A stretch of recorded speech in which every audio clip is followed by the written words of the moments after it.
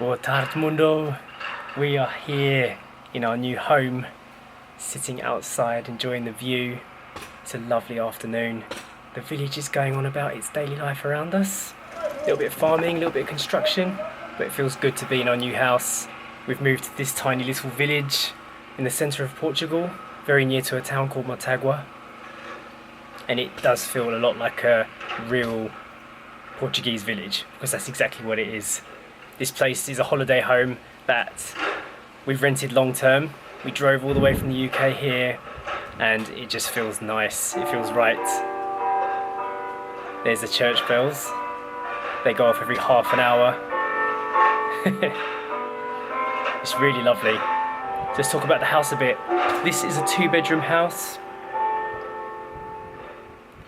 with a large car park and a really big garden for our dog Eden, so she can run around. The lady that owns this place is English, and she's kitted it out like as if it's her own home, because that's what it was for a long time. She's put a little bicycle outside, but she's kept the Portuguese details in the house as well, which is really nice. That's what we liked about it when we first saw it.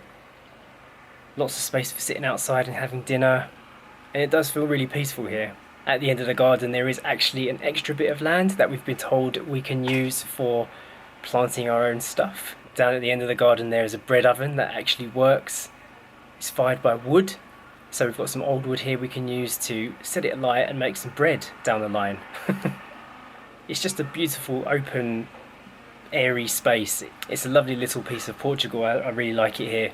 Immediately when we came to see the place, it felt like home. We've already used the dining area outside the last time we were here to have some dinner, and it was perfect. Down underneath the house there's a brand new boiler, which was just fitted about 4 days ago, because apparently Portugal does get very cold in the winter, which is something we haven't experienced yet.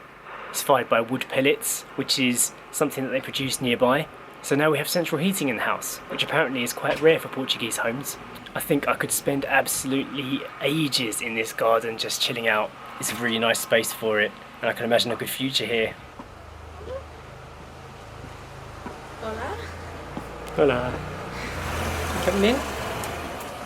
Right, let's show you inside the house. So when you first walk into the house, up the outside stairs, you come into a very nice, big and bright and open kitchen diner.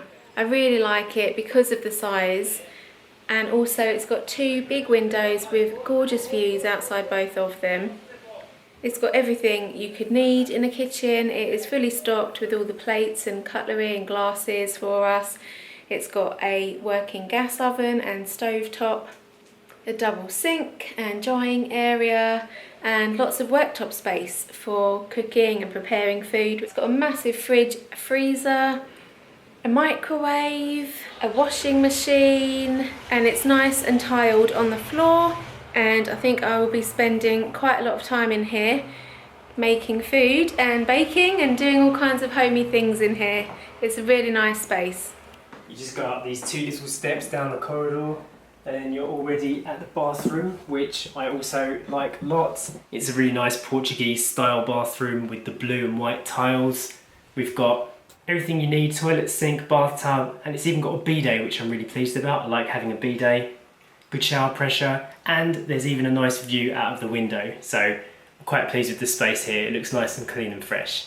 So coming out of the bathroom, we are then led into the big lounge area, which again I love.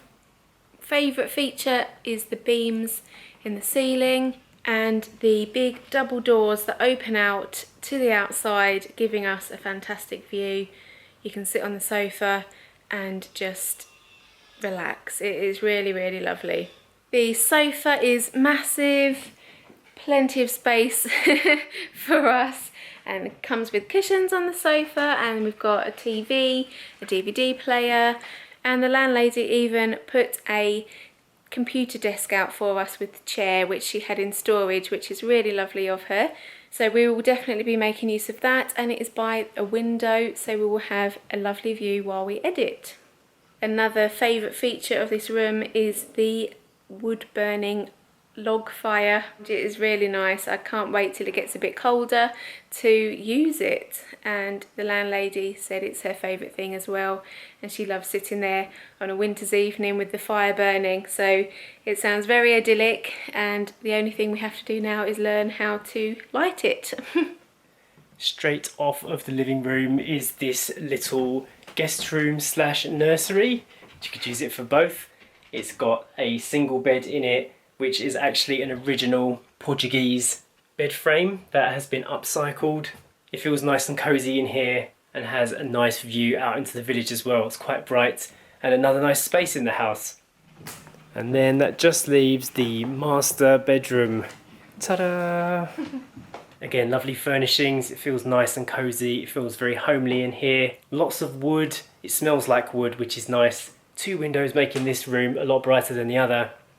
A double bed on a solid wood frame, and also a separate futon bed which can be folded out and used as a spare if you need it, or if you've got guests here.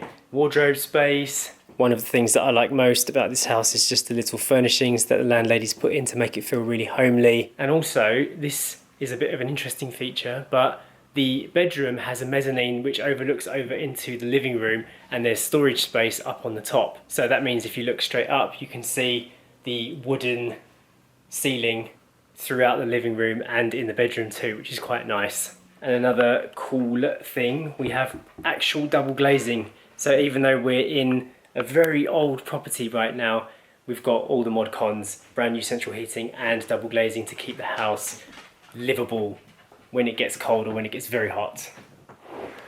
All right, so that's basically the whole house tour. We pay €375 per month for this property, which is less than what we were paying when we were living in Thailand before, if you've been watching our videos. We obviously haven't had any utility bills yet, so we can't tell you how much they are per month. But we have had some advice from other expats that do live out here, and it sounds like they could be on par with what we were paying in Southeast Asia. Yeah. So that is an interesting fact that we didn't know about until recently. And one of the main reasons why we wanted to move here. Yes. Also, Sasha is pregnant. Little baby is on the way. Yeah. Which is another reason why we wanted to be in Europe. And it's a pet-friendly house. Of course, we've got Eden, a dog, with us. So that was something that we required to be able to move in. So I think this is a great find. Yep. Sasha found this on a holiday letting site. A lot of the estate agents were renting out very dilapidated looking properties, and this was a great alternative, being able to rent a holiday home which is already done long term. Yeah, I loved it as soon as I saw it, and when we came to stay for the 4 days when we came to Portugal on our little pre-trip, loved it, fell in love with it. I love the rustic charm of it, and it feels like home already. Just a few bits of extra information. This property is about 40 kilometres from the university city of Coimbra, which is really lovely. It's also about 10 kilometres from Motagua, which is where we do all of our shopping, get diesel and wood pellets for the boiler and stuff like that. It is a very rural village.